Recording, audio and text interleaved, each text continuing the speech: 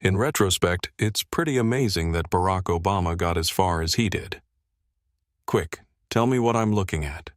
Listen up, because I'm about to spill the beans on something that will really blow your mind. A bombshell has been dropped by the contentious political pundit Tucker Carlson, who hosts Tucker Carlson Tonight on Fox News. The internet is buzzing about this.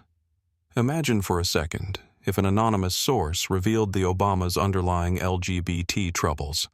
Indeed, what you heard was accurate. Are you kidding me? This is more than just a rumor, so you may as well believe it. Given the recent internet uproar around the subject, one may wonder, where is the actual fire? Could there be untold facts that have been omitted from historical accounts? For what reason is Tucker Carlson bringing it up at this particular moment? So, just what was Tucker Carlson saying? All right, let's take a little look back. When it comes to conservative news, Tucker Carlson has been at the forefront for decades. He moved from print journalism to television, where he worked for CNN and MSNBC until finally establishing himself at Fox News.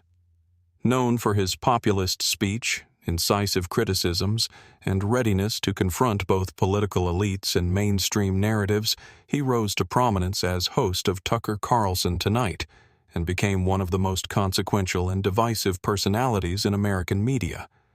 But Carlson's time at Fox News ended suddenly in 2023. Even though nobody knows for sure why he left, that didn't stop him. Instead, he broke away from Twitter, now X, and started his own program where he is free to express himself without interference from the company. Even in the second episode, he attacked Obama. With the title Cling to Your Taboos, his show explored the evolution of moral standards in society. He began by providing some background, talking about how the media has shaped public opinion and other political scandals, such as Bill Clinton's notorious affair. However, Obama became his focus. Things were heated at that point. You would be mistaken if you believed it was the end of the conjecture, though. The most illuminating indications don't always come from whispers or casual remarks. His own comments may prove to be the most interesting part of Obama's story thus far. Pulitzer Prize-winning biographer David Garrow has revealed some fascinating facts regarding Barack Obama's background. Garrow found letters sent by Obama to his then-girlfriend Alex McNair in 1982, while he was a student at Los Angeles' Occidental College. In these letters, Obama discusses his own struggles with his sexuality. Obama opens up about his homosexuality in one of these letters, saying, "Repeatedly fantasizes about making love to men, but only in the imagination." This passage implies that even though Obama had these desires, they were limited to his imagination. These contemplations belong to a larger investigation of self-awareness and identity that he undertook in his early 20s. The complete text of these letters is not available to the general public since Emory University has them in a private collection. Their availability is limited, and only authorized users are able to access them. Their entire contents have sparked intrigue and speculation due of their limited availability. As a result of Garrow's disclosures, people are talking again about Obama's past and how the media covered or ignored it. There are many who think these details provide light on Obama's early years, and some who think they are too personal to merit public investigation. Using subtlety is key when dealing with this data. A person's sexual orientation is not defined by their creative exploration of their sexuality. It would appear that Obama's contemplations are a component of his larger voyage of self-discovery, which is a process that many people go through when they are young adults. In conclusion, Obama's sexuality remains an open question in these letters, which do reveal some of his reflective views during his college years. Nonetheless, they are a part of the rich fabric of events that molded the man into the 44th president of the U.S. The internet suddenly performs a dramatic U-turn just when you thought the speculation was getting out of hand. Yes, Barack Obama's wife, Michelle, has also been swept up in the conspiracy theory frenzy. This one, I promise you, is completely new to you. But hold on a second. Things start to go crazy at this point. Any internet user worth their salt has likely come across the conspiracy theory claiming that Michelle Obama is actually a male. It sounds very crazy, I know. Allow me to explain. People have been referring to Michelle's body, her facial structure, and even old film where Barack purportedly names her Michael by accident as evidence for this notion to circulate for years.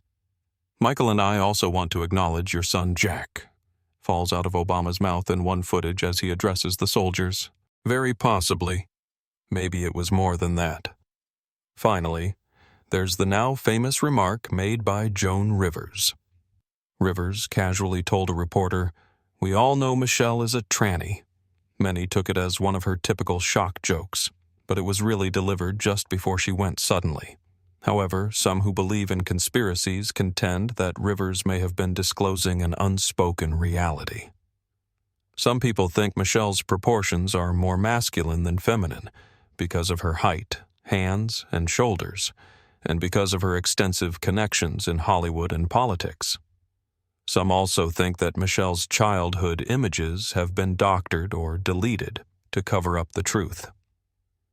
Skeptics of this hypothesis, however, point out that women who exercise frequently in particular tend to have more defined bodies. It may all be an elaborate hoax, or maybe she was right all along. It has been suggested that Barack Obama's early and public support for LGBTQ rights may have deeper personal links, adding fuel to the fire. But does it amount to anything?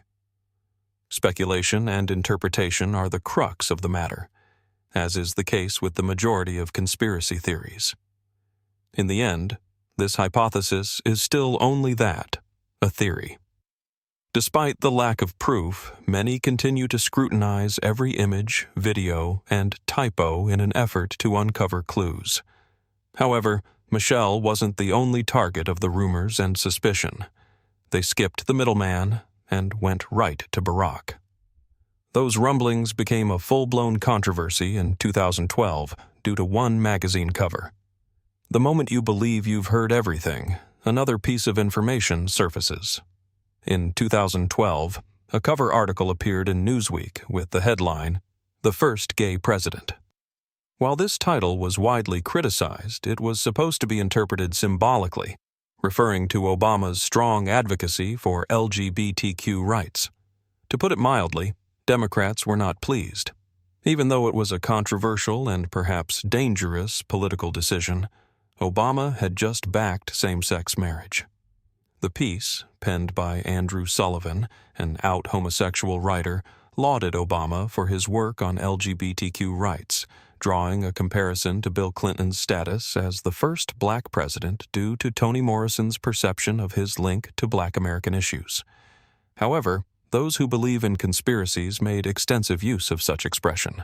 They misunderstood its metaphorical meaning and turned it into evidence of Obama's secret private life.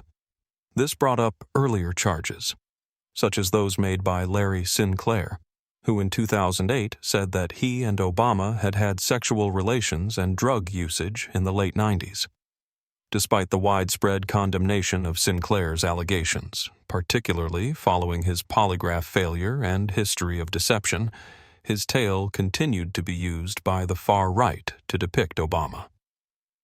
Another piece of evidence is a 2009 article in the New York Times that casts Obama's administration as a boys' club, with a small number of male staffers taking the lead in making decisions.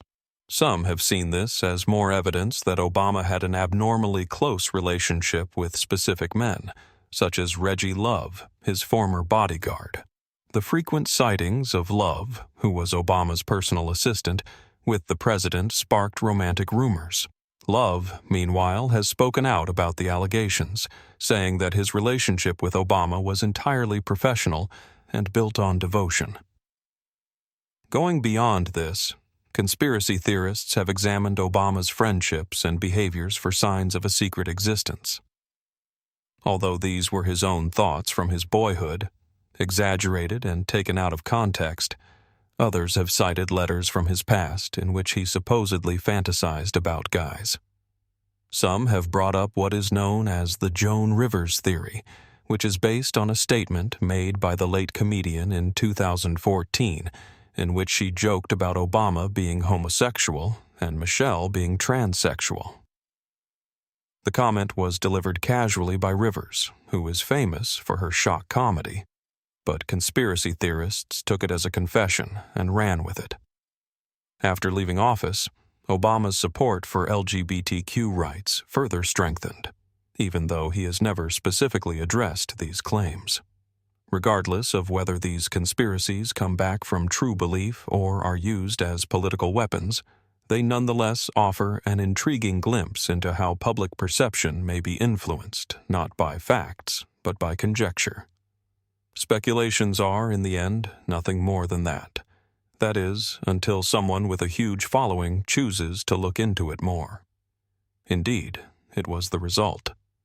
Even more than that, one of the most outspoken conservatives in the media is certain there must be more to the tale than meets the eye. My purpose in being here is not to influence your beliefs. However, I am present to present the details. One of the most vocal conservative media figures, Tucker Carlson, believes that Barack Obama's private life isn't as it appears. He has dropped hints that the surface narrative is just the beginning and that the mainstream media is ignoring the real story. Then there's Pulitzer Prize-winning historian David Garrow, who dug deep into Obama's background for a long time. He made the startling assertion in an interview that Obama had written fantasies about guys in letters at one point. These, however, were not remarks made in public. These were his innermost thoughts and feelings conveyed in private letters to a lover from his earlier years. They did not necessarily represent his behavior. However, these letters are securely stored. They remain hidden from view. The issue that arises is why these facts are being kept under wraps, considering that the only information we have comes from second-hand reports. After that, there is Michelle Obama. Grainy photos, out-of-context video, and murmurs from some areas of the web have fueled internet conspiracy theories regarding her gender for years. What about the assertion? Michelle Obama identifies as transgender. What proof is there? To be honest, it's subjective. Joan Rivers reportedly made light of the situation in the weeks leading up to her untimely death after routine surgery, according to archived film. Others have drawn attention to her tall and athletic frame, drawing comparisons to previous First Ladies. But let's be honest. These accusations have never been supported by evidence, and most people see them as attacks on the Obama's legacy that are politically driven. What is peculiar, though, is this. Quick action is always taken once this subject is raised. Even renowned historian Garrow has stated that journalists purposefully avoided covering specific parts of Obama's background due to fear of reaction, and the fact-checkers are eager to classify such conversations as misinformation. Meanwhile, social media sites suppress them. People start to worry. What else are they hiding from us? Just because of that? Is there a secret, dark secret being kept hidden because of all this? Perhaps. Perhaps not. Perhaps Obama was only a young thinker experimenting with writing down his thoughts in his letters. Maybe all the allegations about Michelle Obama are just that, rumors, and that she is just a strong, confident lady. Perhaps, however, there is more to this tale than what has been shown to us. Because if there's one thing we can learn from the past, it's that you should speak up about the things that powerful people are trying to keep quiet about. Is a more sinister plot line here that is just waiting to be revealed? Or are we seeing the same old thing happening all over again? Remember that stories about the personal lives of other leaders have circulated for a long time, not only Obama. Plus, he won't be the only one. I am very aware of how divisive the Obama story is. However, we must admit that this is not novel. The political sphere has been shaken by rumors and scandals like this throughout history. Everybody from presidents to heads of the FBI to famous people from the past has been the target of rumors and charges regarding their private life. To a certain extent, they were accurate. Anyone else?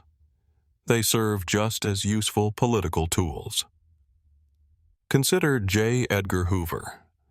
Even though he presided over the FBI for almost half a century, his private life remained shrouded in mystery rather than any wrongdoing on his part. His exceptionally tight connection with his second-in-command, Clyde Tolson, was a topic of speculation for decades. As a pair, they went on vacations, dined out, and traveled together. When did Hoover pass away?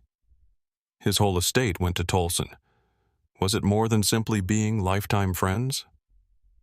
That particular aspect of history remains unresolved. Abraham Lincoln is another example. That Lincoln, he and his best buddy Joshua Speed slept together for a long time before he became president. Was it common practice in the 1800s? In a word, yes.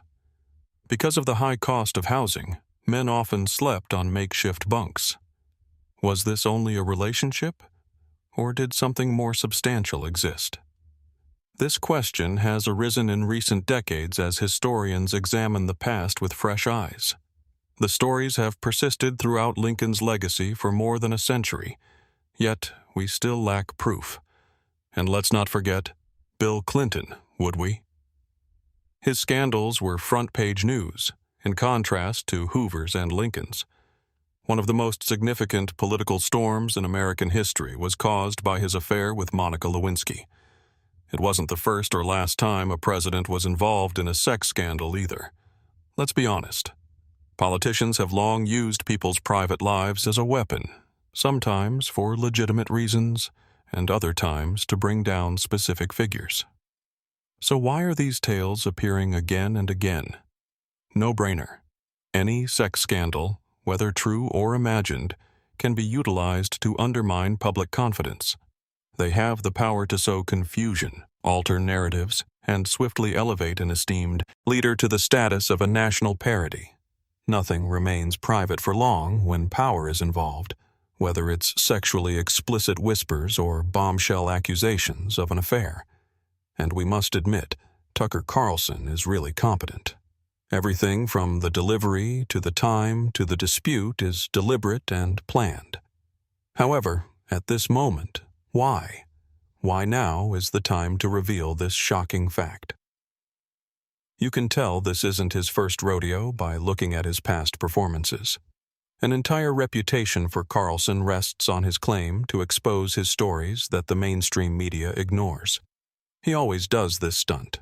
He makes a contentious allegation, the internet goes crazy, and he watches as engagement levels rise. And honestly, participation is key.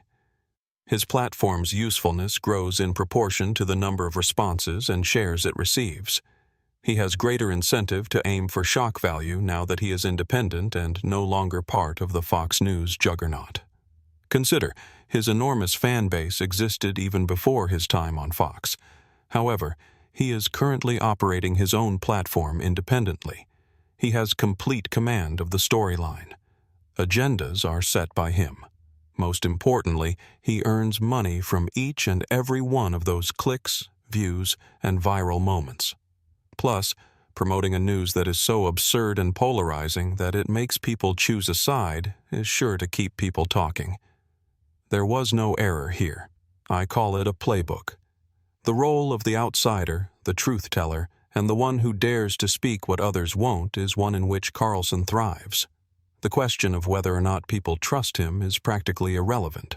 For Tucker Carlson, controversy is money, and he knows how to make it rain. This kind of news makes it quite obvious that social media is more than a platform. It's a driving force. And our politics and values could be changed as a result if we aren't cautious. Is the allure of conspiracy theories ever a mystery to you? How our brains function is at the heart of the matter, not only the theories themselves. Research has shown that all humans exhibit what is known as confirmation bias. This bias manifests itself in the way we are more likely to seek out evidence that supports our existing beliefs while downplaying or ignoring evidence that challenges them. Consider your Instagram feed. You tend to appreciate things that align with your beliefs, don't you think? There we have confirmation bias at work. It feels as though we are creating our own world. Now, this is amplified by social media sites, which offer us more stuff that is similar to what we have interacted with previously. To paraphrase Mark Manson, it's a feedback loop from hell. And let's face it, when the algorithm just keeps giving us more of the same, it's easy to fall into the rabbit hole. This is when things become complicated. Truths, partial truths, and flat-out falsehoods are all amplified by social media. It just takes a few minutes for a shocking post to become widely shared online. The problem with information that doesn't support our worldview is that confirmation bias makes us believe and spread false information more readily. That is very tragic, isn't it? In such case, what are your thoughts? Is anything fishy happening, or is everyone just making something up? Leave a comment and tell me what you think. I'm interested in hearing your take on this. In the next video, I'll see you again. Thank you for watching.